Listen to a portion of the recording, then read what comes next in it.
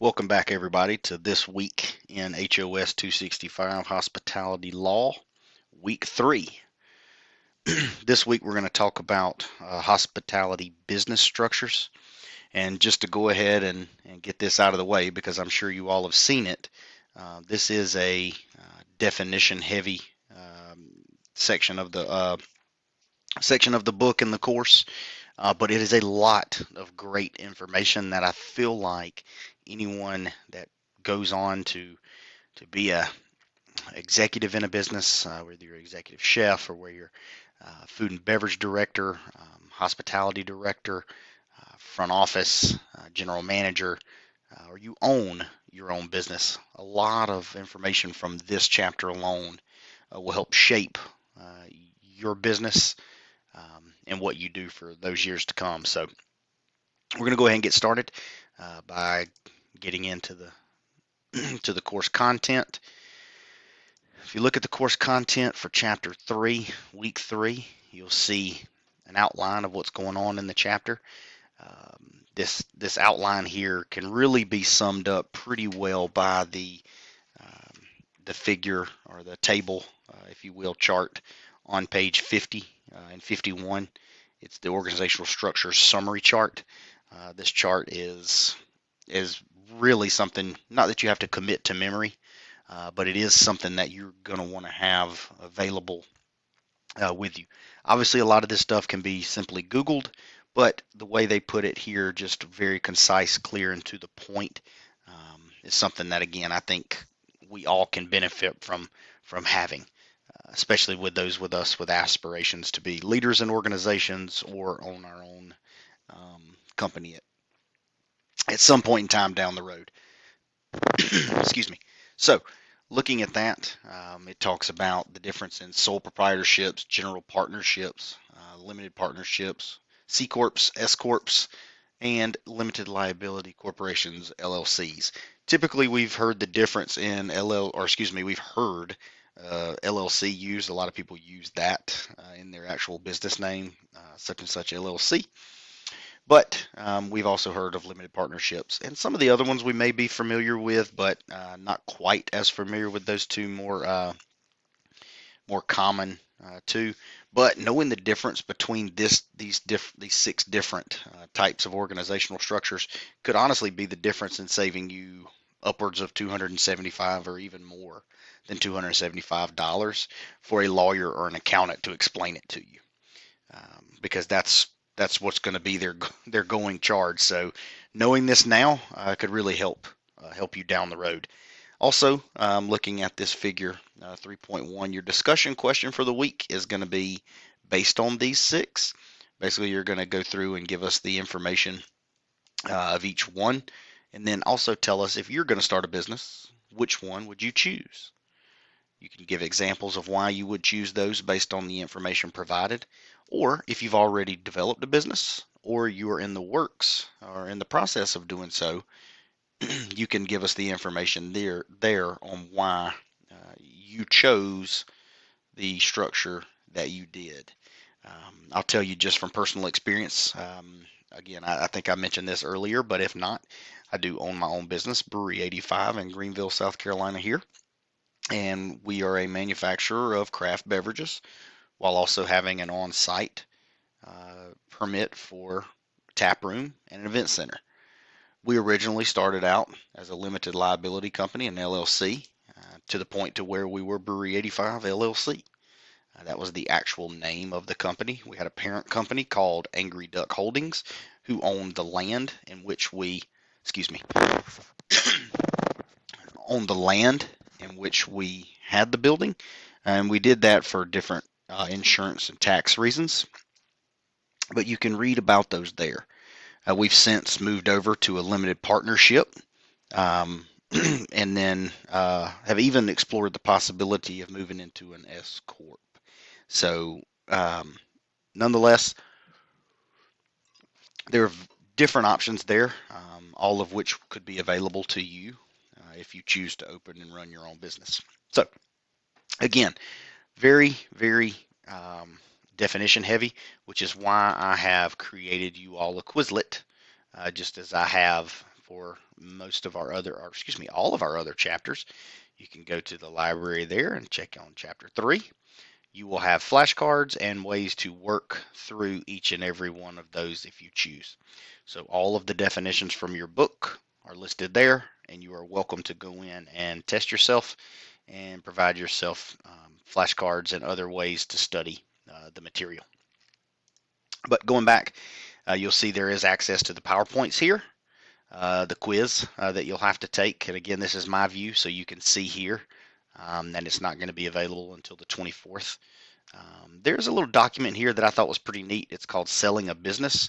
And basically it gives you a few steps that you should consider to be proactive when you decide it is time to sell your business. And then of course a link here to those flashcards. So one thing that I did want to bring up from this chapter is the difference in a franchise, a franchisee, and a franchisor. Like something that's very common to our area happened back in 2004 when a Comfort Inn and Suites off of Congaree Road in Greenville caught on fire. It was ruled to be arson, and the gentleman that set the fire was charged appropriately based on the law. But what came after that was there negligence involved with anyone to to lead to the fire or the deaths of the 6 people, and then I believe there were 11 other people that were injured and somewhat severely. But who was responsible for that? Because it was determined after the fact that there were some practices with fire detection, smoke detection, those kinds of things that weren't up to standard.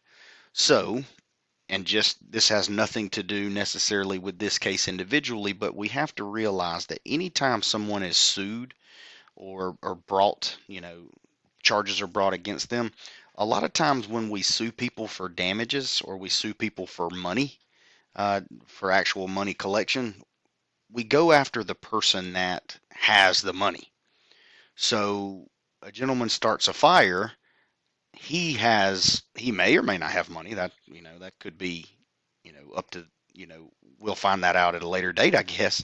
But we do go after typically who has the money, which would be insurance companies of the hotel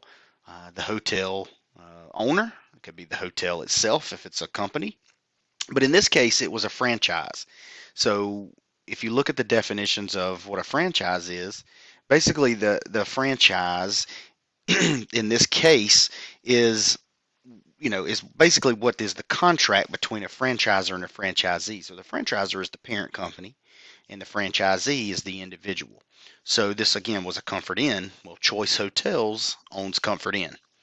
Well, then we have the Comfort Inn name brand, who the franchisor has said you can use this for a nominal amount and you have to keep up with certain standards. And then the franchisee says, okay, perfect, we're going to call it a Comfort Inn, but it's going to be run in this case by Greenville Hotel Partners. Well, with Greenville Hotel Partners, they are an individual owner of the land that the hotel was on and the hotel itself. Well, what the hotel owner and GHP, Greenville Hotels Partners, try to say is that all of their day-to-day operations were the responsibility of Choice Hotels.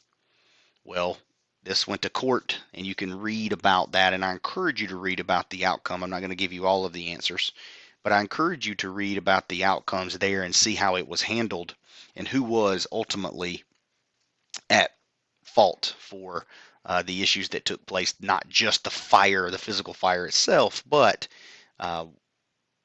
why people weren't able to get out or know that there was a fire, all those types of things, who was responsible for that portion of it. It also brings up 2 other things that I'm sure we've all heard of. I can't remember the year, but there was an issue where McDonald's served hot coffee that burned someone. Well, McDonald's are typically franchises. Someone buys the naming rights to be able to use McDonald's and then opens their own business, their storefront there, their restaurant itself, and typically has the land. Well, someone serves McDonald's, let's just say McDonald's in Greenville on Lawrence Road, serves hot coffee. The customer gets burned, sues McDonald's. Well, we came back in this case to realize that McDonald's corporate, the actual franchisor, had standards set that coffee had to be served at a certain temp. So when this was fought in the court of law, they sided with the actual individual McDonald's location as not being liable because the McDonald's as a franchisor stated that they had to serve coffee at a certain temp. And then you can get into something even as crazy, and you're welcome to look at this too. But some years ago, RVs didn't have to tell you that when you had it on cruise control, you could not go to the back of the RV and lay down and take a nap or perform other activities. But they do now. Someone decided they thought, hey, they didn't tell me that if I put it on cruise control, I could not go to the back and cook or clean or use the restroom or lay down and take a nap because it's on cruise control to take care of it for me. But now they do because someone somewhere did that. So who was responsible? Was it the individual responsible or was it the company because they failed to tell you what you could and could not do in their vehicle? So all of those things are just, again, something that you have to realize that's out there.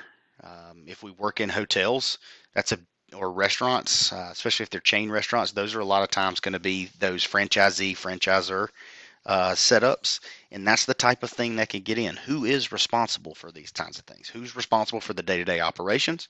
Who's responsible for the overall, standards and policies put in place? And then, from there, what are we the most responsible for? And again, that kind of comes back to what we talked about in week 1. You're not expected to learn and know every single law that's out there and how they apply. You're just expected to know what is out there and what could or could not get you in trouble. So, as always, if you have any questions, please feel free to let me know. Good luck with your discussion and your quiz this week. If you have any questions, again, I can't overstate this enough. You can call me in my office at 864-250-3671, or you can email me or message me through Blackboard. Thanks, everyone, and I hope you have a great week.